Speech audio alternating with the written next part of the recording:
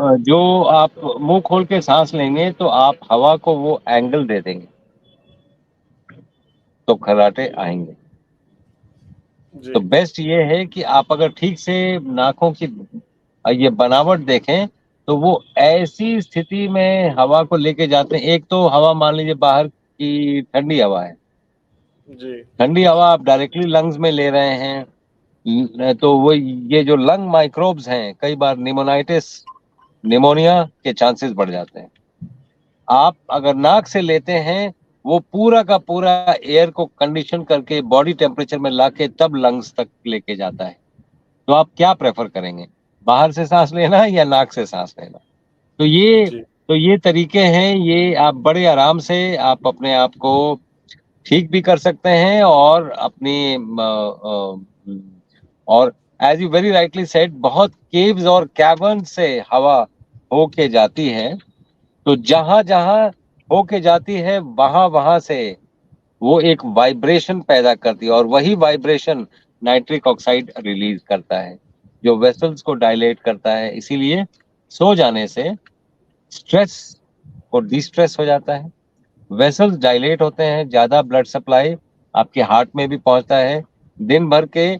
इससे जहां पर अगर स्ट्रेस्ड है और हार्ट में ब्लड सप्लाई कम पहुंच रहा है, तो अगर ठीक से सोएंगे तो ज्यादा ब्लड सप्लाई पहुंचेगा और आपका हार्ट भी अच्छा काम करने लगेगा, या उसका इस्कीमिया उसको कहते हैं, less of low blood supply को इस्कीमिया कहते हैं, इस्कीमिया खत्म हो जाएगा या बंद हो जाएगा। सो बहुत बेनिफिट्स हैं नाक से सांस लेने के, और मुंह से सांस लेने के बहुत ही हार्मफुल इफेक्ट्स। एक तो जी you will start smelling bad, you will not smell bad if you breathe from the nose. जब मुंह से आप सांस लेंगे यू विल स्मेल बैड। और सुबह सुबह ना कुछ लोगों को ये शिकायत होती है कि यहाँ पे लार गिरा रहता है, ये सब मुंह से सांस लेने वालों को होता है, जी नाक से सांस लेने वालों का नहीं होता है। जी बिल्कुल डॉक्टर साहब। और इसमें एक चीज और भी है कि ना लोग अवेयर नहीं होते हैं, क्योंकि चलिए रात को नींद में तो आदमी खर्राटे लेने लग जाता है। मैंने लोगों को पर्सनल लाइफ में देखा कि दिन में भी वो माउथ से मुंह से ब्रीदिंग कर रहे हैं, सांस ले रहे हैं, और वो अवेयर ही नहीं है। तो माउथ कई हम्म। बार, और मैंने ये भी चीज देखी डॉक्टर साहब कि जो लोग बीमार ज्यादा होते हैं, जिनको बीमारी जैसे लंग्स वगैरह की बीमारी होती है, तो वो भी मुंह खोल के ही उनको सांस लेना पड़ता है। तो एक ये भी एक सिंपल मैं देखता हूँ कि बीमार कौन ज्यादा है, उससे जो लोग मुंह से ज्यादा ब्रीथ कर रहे हैं। ऐसा कुछ कोरिलेशन है क्या डॉक्टर साहब? बिल्कुल बिल्कुल है। इनफैक्ट नोज ब्रीदर्स अपने इम्यून सिस्टम को बहुत जागृत कर लेते हैं और नॉर्मली बीमार नहीं पड़ते हैं। माउथ ब्रीदर्स का इम्यून सिस्टम काउंटर काम करता है, जी वो और नीचे चला जाता है, एंड दे आर बहुत सी बीमारियों से घिर जाते हैं। तो ये बड़ा सिंपल सी चीज है कि आप अगर नाक से ही ब्रीदिंग आपने शुरू कर दिया, अगर आज से ही कोई भी, अगर आप ये पहले करते रहे तो कोई चीज की हैबिट नहीं होती, आप ये हैबिट डेवलप कर लीजिए। आप देखिए धीरे धीरे आपका हार्ट रेट भी रेगुलराइज हो जाएगा, आपके सांस लेने की प्रगति भी धीरे धीरे, शॉर्ट ब्रेथ नहीं लेंगे आप, लंबा सांस लेंगे। Yes when you are breathing from your nose, मुंह से ब्रेथ लेंगे तो ऐसे करें, पैंटिंग करेंगे, जैसे आप, यस, जब आप बहुत ज्यादा एक्सरसाइज कर रहे हैं जी बिल्कुल तो at peak exercise air demand बढ़ जाता है, वो सिर्फ नाक काफी नहीं है, इसलिए मुंह खोलना पड़ता है। But those hmm, are aware आप हमेशा एक्सरसाइज नहीं करते।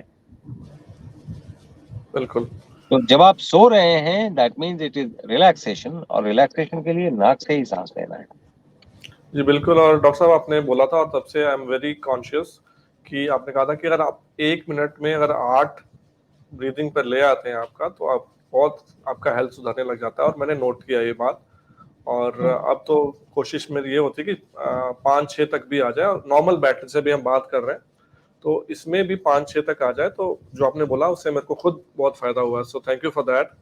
और जैसे आपने बोला भी था, मेरे ख्याल से एग्जांपल दिया था कि जैसे कुत्ता है वो बहुत ज्यादा पैंटिंग करता है। अभी पैंटिंग से मेरे को वही याद आया कि पैंटिंग कर रहा है, कुत्ता कर रहा है, तो उसकी उम्र कितनी 10-12 साल 14 साल होती है, बहुत ज्यादा सांस ले रहा है।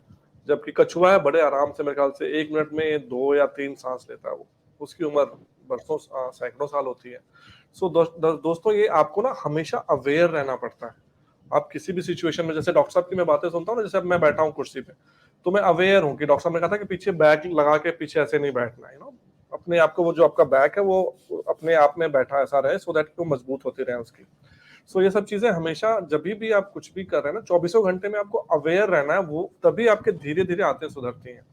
जी डॉक्टर साहब, सही कह रहा हूँ आपका? मैं हाँ बिल्कुल। आपके आपके पॉइंट्स को मैं दिमाग में रख के सुधारता हूँ और